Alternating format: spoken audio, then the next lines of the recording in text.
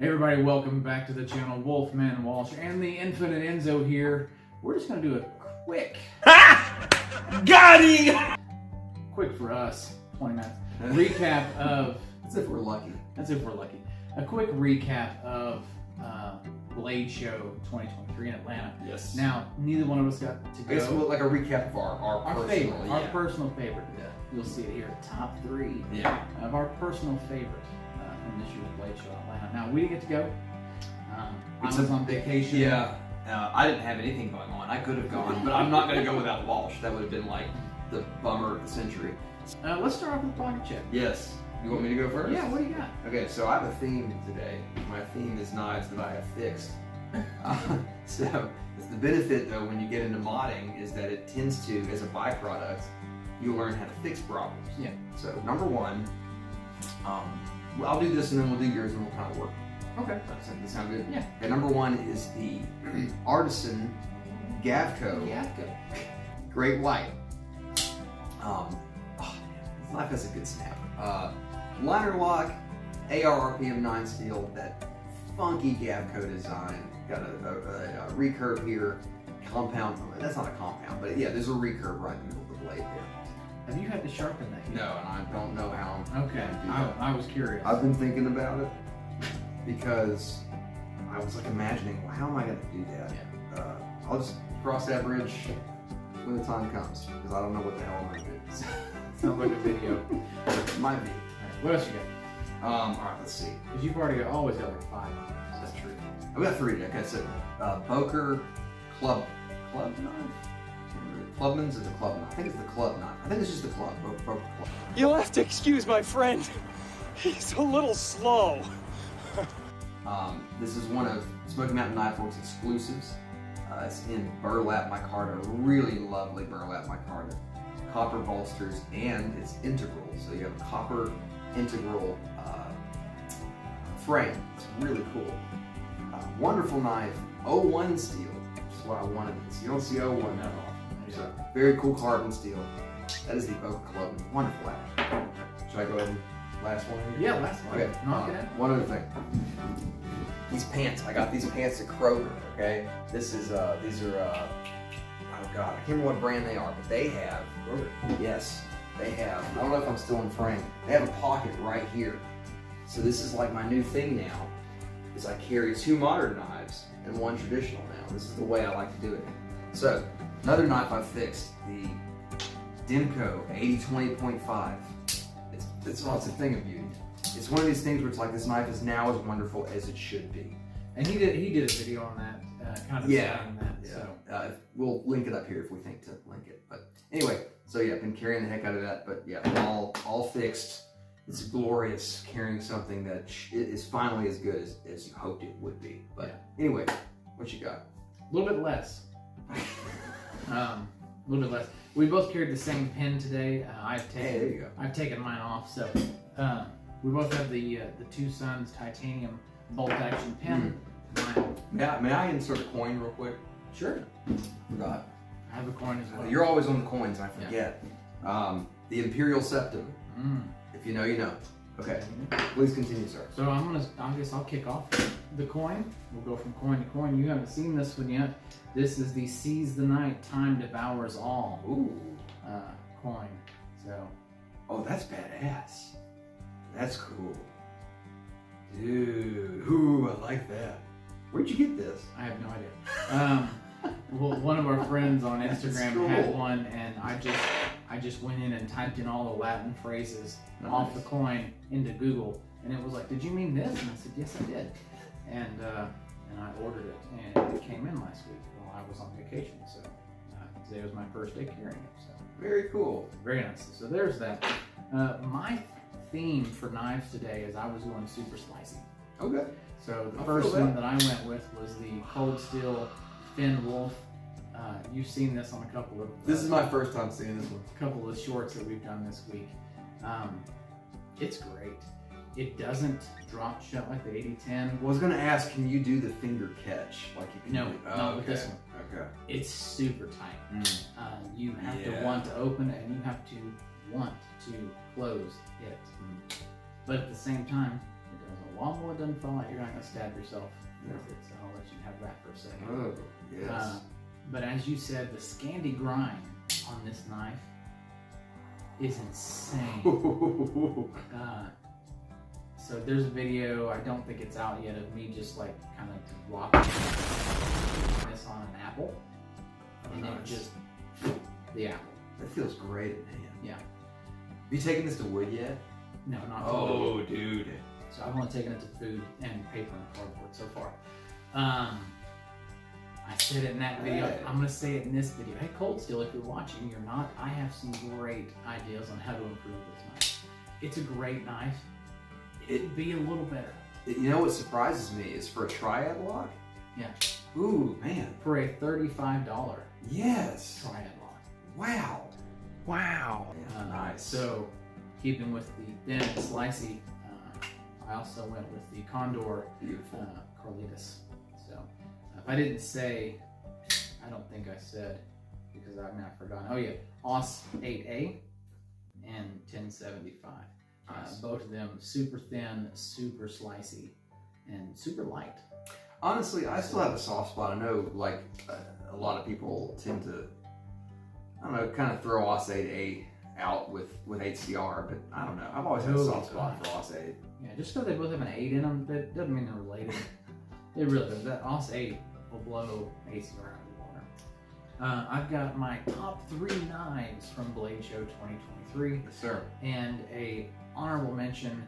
I think you have 3 honorable mentions as I well. do indeed. Obviously, we don't have these to show you, so there's going to be a lot of stills coming across. So bear with us. Hopefully, we'll own 1 or 2 or 5 of these in the near future. I think too. I think we've been pretty lucky with the information we've been able to get on each one. Yeah. That said, there may be 1 or 2 where we don't have like the price or all that, but I think we should. Yeah. Yeah. But anyway. I've got them for mine. Most of mine came from Knife Center, and one I had to go into the deep dark web to find. And I don't have it for one of mine, but okay. we'll be all right. We'll be all right. So I'm gonna go first. Yeah, please. My top one. What? You're starting with number 1? I'm starting with number 1. Because Okay. I am most excited about this Oh, knife. we could have some build up here. We're jumping straight into You're it. getting in the fire here. All right. So my number 1 knife that I saw at Blade Show 2023 was the Boker, Dvalin, whatever, folder. Not the fixed blade, the new folder. Yeah. It's a chunky boy. Yeah. It really is. As you can see from these photos right here, it's thick. The stock is thick, the handle is thick, G10 on one side, steel on the other, liner lock. It's the same D2 that it is on the fixed blade. The only difference being the fixed blade's $74. This one is supposedly, as you can see here, MSRPing for $131. My guess is that when we hit map pricing, on the low end I'm feeling 85, on the high end I'm feeling like 100. Yeah. So, yeah. I'm hoping for 85. I can say that I had, I've got the Boker bad guy. Yeah. And I have the Madman. Yeah, okay, yeah. So like the bad guy, again, you've got that fixed blade versus folder dynamic. The bad guy as a folder came in, I got mine for like 85 on eBay. But on retailers it was like 110. So I think mine was 79. Okay. Yeah. It's interesting that the Boker's folders tend to be coming below the Well, no, mine's a fixed blade though. I'm sorry, I meant to say the fixed blades tend to come in below the folders. Yeah. God, let me look out. Oh yeah. That's just, It's a monster. that's a chunky boy. So what we know too is that they're doing it in a standard, I guess, drop point, and also a tanto. Yeah. And so Walsh told me about this knife pretty early on, and when I finally got around to Knife Center's Boker video and I saw it, I was like, whoa, yeah, okay, I get it. And so I think what's probably going to happen here is he's going to choose whichever one he wants, and I'm going to get the other one. So if you're going for the drop point, I'm going to drop point. I'm going tanto. It's just, it looks too cool, guys. I don't think we own one of the same knives. I don't think we do. We would have to. Oh, the Apta. Yeah, we That's would right. have to. But then again, with different materials. Yeah. So as long as there's like a point of differentiation, yeah. But yeah. So yeah, we'll probably have to both get those. 'Cause honestly, this Dvalin, or however you pronounce it, it looks so cool. It's named after a dwarf from Norse mythology. So Yes. tomato, Dvalin, Dvalin. Yeah. should be coming out in July or August from what I saw in the Knife Center video. Knife Center doesn't have it listed yet. Blade HQ does. As coming soon. Oddly enough, Blade HQ didn't have any videos from. Yeah, so we're going to be referencing Knife Center a lot just because they were the main. They've just really kind of been dominating lately in terms of their social media content. I feel like DCA was. I mean, he was killing it. He was there, and even with some of the knife makers that weren't. So yeah, he still did a great job. Yeah, he flowed with it. So. That's my number one that I'm looking forward to. Where did you have that at? Okay, so my number one, this might be a bit of a not a shock, but just like really, it's the Case Westline. I know a lot of people are like, a modern case knife, and I'm like, yes, I don't know what it is. There's something about the profile of the Case Westline that really gets me. And also, if we get into the nitty gritty here, it's a $200 USA made knife. And I feel like that right now is a bit of a commodity. When you look at our other USA-made companies like Three Rivers Manufacturing, American Blade Works, they have they may have started at that $200 price point, but they've sailed past it. Yeah. So we're getting a full-size knife here in S35BN and marbled carbon fiber with a milling pattern for $200. And it's a storied company. Multiple color options. Multiple color options. And I'm just excited to see Case doing this. And I think, they had the Marilla, which is an aluminum frame lock, which I had some hesitation about because aluminum, being softer than steel, I feel a little bit weird about having a frame lock in aluminum. But with this Westline being a liner lock, I'm pretty stoked on it. So that's my number one. But yeah, as you guys can see, I think it's a very attractive knife. And again, I'm just excited to see Case stepping out of their comfort zone a little bit, and trying to try new things. So yeah, that's my number one. All right, very good. Yeah. Well, my number two, we kind of looked at each other's lists prior to a little bit. He hasn't seen my number two. He hasn't seen this at all because nobody covered this at Blade Show. Yeah, I'm very curious about this. And I don't know why. And for me, one of the biggest, I hate to say it's one of the biggest manufacturers right now, and especially in knives that I own, are Kaisers. Oh yeah. I own like 8 Kaisers. You own, I don't know how many Kaisers. I don't know as many as you do, but I have a few. Yeah, I'd say we have 12, 15. Yeah, between the two of us, we probably have 12. Yeah, Kaisers. Nobody ever covers the Kaiser booth at Blade Show. Knife Center didn't cover them, did they? No. You know who did? I bet you Stasa23 probably did, because he loves Kaiser. Mm-hmm. So guys, check for me because I haven't looked. But it may not have been up yet. Yeah, possibly. Because I found John Q. Public's video of that's not a real person, of him doing the Kaiser booth, and the guy that was working the Kaiser booth was just like, that, 'cause I didn't even think Kaiser. Yeah, I haven't seen any coverage of Kaiser. Wow. And the guy was like, "What do you got?" And he was like, "We've got a cool new Damascus drop bear, which is really cool looking, but that's not my number 2. This is my number 2." And yes, I have my Kindle iPad right here. This is called the Kaiser Hyper. Oh, I dig it. Now, what is cool about this is it's going to come in 4 different models, 3 different steels. Wow. And it's all interchangeable. All right. So the interchangeable part being the 3 to 4 piece aluminum frames. There's different colors. There's red, there's blue, there's silver, there's black, there's green, there's purple. All of these colors. Now, is that a button lock I see on it? No, I think that's just where it pivots in and screws in. Okay. Because you can just intermix any and all these colors. What the kicker for me is with this Hyper is, it's kind of a sheep's foot blade, big sheep's foot cleaver guy. If he can look right here, I just want to look at the reaction on his face when he sees that word down at the bottom. Oh, cool. That's awesome. The 3 different steels. Okay, now I got to interject real quick. Kaiser, man, they're like, what they're doing right now, I just love seeing this. Yeah. They're branching out into steels as much as Spyderco is. Yeah. It's crazy, and not only are they doing that, but they're doing it at an affordable price point. So with Kaiser this year, obviously like this year and like probably last year, we've started seeing, 154 CM is kind of the go-to. Yeah, that's their base. That's Sure, which is a great base to have. And then 3V, 4V, 10V, and now LMAX. That's insane. Yeah. That is insane. The other one, N690 is another one. Like, they really have been spreading out. Yeah. and did you see the price on the helmet? I know, it's a great price. $179 for Kaiser Elmax. Well, yeah, and titanium too. And titanium. So explain to me. This is their high-end model. It's not going to be interchangeable. There's no aluminum in that one. There's no aluminum. Okay, gotcha. Okay. So, but the other models have the aluminum and they're interchangeable. Got The it. scales are separate, so whatever color pattern you buy to begin with, that's I'd say your color. $60 $60 for the scales. for 2 additional scales. Okay, that's pretty cool. Of whatever color. You know what this reminds me of is the 8015 a little bit. I mean, not necessarily in but just the fact that you've got Customability. Customability, a divided scale. That's pretty cool. Like, hats off to Kaiser for coming up with something innovative and quirky. I'm excited. Well, I'll jump to my number 2 then. So my number 2 is also coming from a Chinese company. It's coming from Wii. It is the Wrecker. I don't know how that's spelled.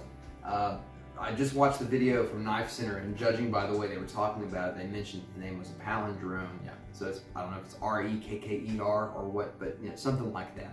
But what's cool about this knife is designed by Kyle Lamb. I believe the name of his company is Viking Tactics, but it's such an attractive design to me. You've got a nice kind of reverse Tanto style blade. I guess you could call it kind of a Warncliffe style blade, a sheep's foot. 20 CV, I believe, is what the steel is. The handle is titanium, and on the show side, it has this beautiful milling pattern with some gold accents. And what this knife screams to me, it's not a ripoff. I don't think it's a ripoff, but it screams kind of Grimsmo styling, like that Grimsmo Norseman styling. And again, it's not a ripoff, it's its own design, but it's just so attractive to me. It's very thin. I'm assuming it's probably pretty darn lightweight too. However, we don't have a price as far as I know. I haven't looked up yet to see if any companies have any listings yet, because Wii's spokesperson was saying that it's probably not going to be out until toward the end of the year. So I would guess, probably like $250 to $275, knowing Wii. Yeah. I would hope for less than that, but it's definitely one that I'm kind of watching with bated breath. If it comes in at the $200 mark, I'm going to be on that like white on the rice. What the hell does that mean? So anyway, I'm excited to see more about the Wii Wrecker. But yeah, that's my number 2. Nice. Number 3? So number 3 for me, and watching this video on Knife Center, dude is so animated. Super animated. He's fantastic. He's fantastic. So the guy who does CGRB and Artisan, he's wonderful. He's my favorite spokesperson, period. Yeah. Because he's passionate. Oh, yeah. I love seeing it. Anyway, didn't mean to interject, but please. No. So my number 3 is a Dirk Pinkerton design. I own the Kaiser Urban, which is a Dirk Pinkerton. I've got the Beyond DTC Night Horse. Night Horse, yeah. Dirk Pinkerton's fantastic. So my number 3 is another Dirk Pinkerton. It's going to be the CGRB Resource. I assumed, being CGRB and Artisan Cutlery, it was going to be the AR RPM 9. Yeah. It's not, it's D2. Yeah, that's odd. As you can see here on the picture, the step-tiered micarta handles. DCA was saying it felt really good in the hand. And noticing from his larger than average hands, it's a large size knife, and I had to look it up. It's almost the same dimensions as the Adamas 275, which I own. So this is a decent sized knife. But if you watch that video, he says that they were trying to talk Dirk into taking the thumb studs out, and it just being a fuller flicker.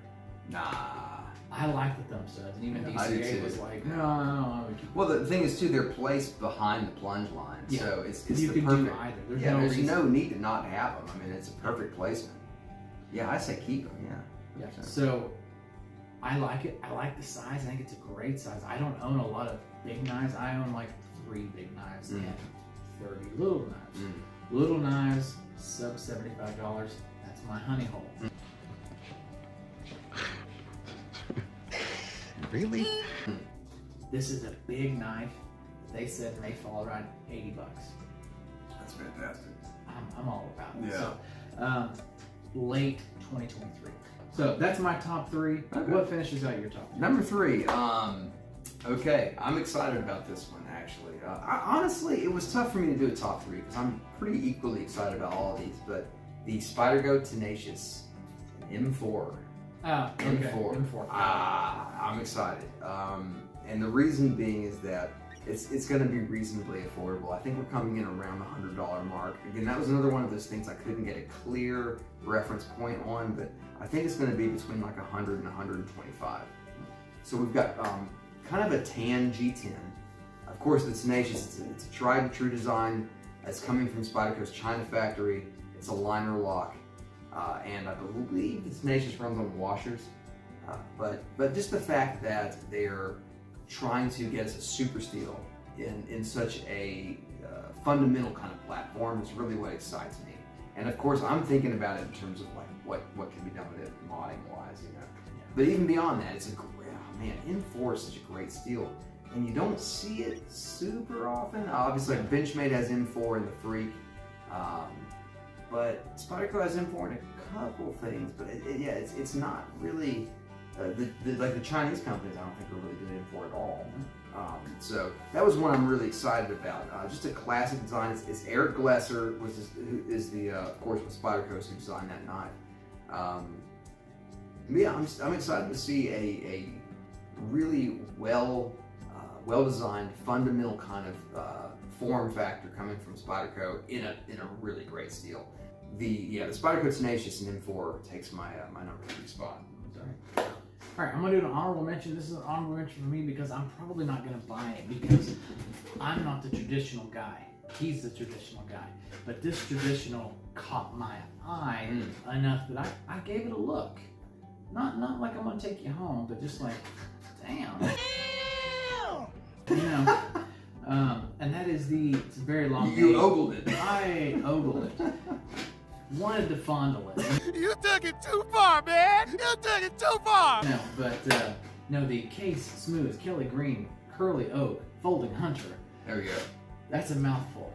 There's got to be some sort of anagram, something to shorten that down. That's a lot of words. Knife with a leather sheath, as you can see here.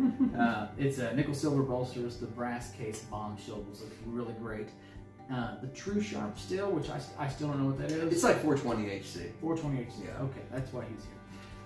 To correct me on Man, things that I don't know. it's a good traditional steel. Nothing wrong with 420 HC. So, my only issue with it is it's going to be running about $109. I mean, it is running at $109. You can find it. It went live Tuesday. It's a big blade, though. It is a big blade. It's 5.5 inches. Well, it's the blade. The knife closed is 5.5 inches. So that main cutting blade is going to be 5 inches. That's going to be 10 inches open. Yeah. It's a big boy. But at 420 HC, $110. I get it. But it looks really good. Yeah. It looks really good. I'm on a green kick kind of right now. I had a blue kick there for a while. I'm still on a blue kick. But a couple of my knives recently that I bought, as you noticed with Finn Wolf and other things, is green. And so for some reason, this just was attractive to me. And I was like, I tell you what, though, that curly oak, it's one of those ones, it's almost like koa wood. You know, you look at it and it has like almost like it's got soul to it. You know what I mean? Yeah. That's a little bit, of a stretch, but it's alive almost. You move it in the light and it shimmers and it shines. and that shine on those blades, I mean, it's it's a polished 420 HC. So yeah. it's I guess they're trying to make it look just like the nickel. I mean, to be super shiny. So really beautiful. Really Yeah, it's a beautiful knife. Now there's some smaller versions, single blade, the Sodbuster, and another small one that run about $60 or $70. It's tiny. Yeah. And Yeah, you hold that Sodbuster in your hand. Well, because it's usually the Sodbuster Juniors, the one that they kind of do different different materials on. But yeah, you hold it in your hand and it's just kind of like, I know what you mean though. With that Folding Hunter, that's a full size knife. Yeah. And it's definitely a great task oriented knife.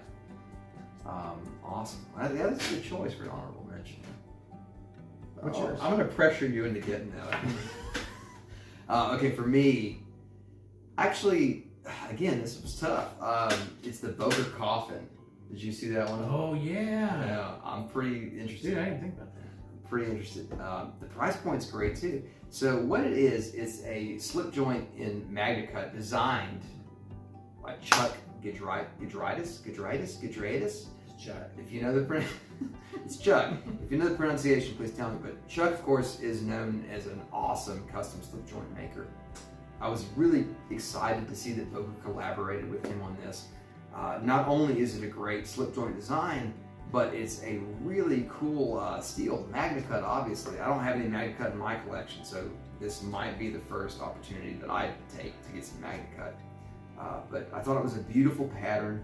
We've got kind of a blue micarta for the handle scales, and it's coming in at 125 bucks. So to me, the MagnaCut. Yeah, that's pretty. I mean, I know Hogue was doing pretty affordable MagnaCut, but for me, yeah, pocket clip as well. So it's made for everyday carry. So I'm pretty excited about that, and I think Boker, they had a really good lineup in general. Yeah. So, but yeah, for me, rounding it out, it's going to be the Boker Coffin. And honestly, if I'm looking down my list here, I'm like, I can reasonably get all these. Yeah. There's nothing too crazy here. The Wii, I don't know about. The Wii could be, you never know with them. Yeah. It could be 300 bucks, so that one might go out the window. But I don't know, man. I'm excited. Some good stuff. I don't know, looking back at it, where I live in that small sub 75. You got some big boys in here. They're all big boys. They're all big, and they are all. Although, the Dvalin, though, the length on that's not crazy, right? It's just a chunky It's knife. just chunky. Yeah. But it's the second most expensive knife on the card for me. So. Okay. Was that the MSRP or what? Yeah, it's the MSRP. Right. Yes. Right. So it may go down. Hopefully it'll go down. I hope. About like $50 would be great. I'm excited. I'm excited to get some blades in, get some, get some real world testing going on. Fresh meat. Yeah, man. Dude, I can't wait. Well, thank you guys so much for joining us. Please let us know in the comments. What are you guys excited about? Because obviously Blade Show is a huge thing to cover, and I know we miss stuff. So it would be super helpful to us personally if you're like, hey, check this out, because we're definitely going to look into it, because there's plenty of things that we want to make sure are on our radar. But yeah, hope you guys enjoyed the video, and if you haven't subscribed, please do that. Like the video if you enjoyed the show, and we'll see you guys next time. Here.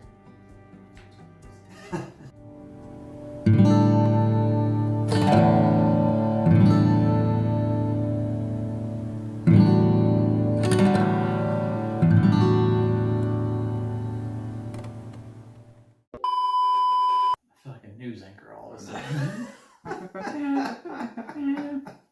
Then I took a ball peen hammer and so like that was a weird sound. Yo, That's the sound the ball peen hammer makes. What? That sounded like a wet sponge. What sound does a ball peen hammer make? Ping! It's Yeah, in there the you go. name. Ping. Yeah, ping. I'm Schwartz coughing today, so I Oh, you are. You've got 2 watches on. Yeah, I'm pulling. I mean, I've got 2 bands on. Well, there you go. I'm doing the Storm and Norman. Especially. So, anyway, let's get into the meat and potatoes of this video. Mm-hmm.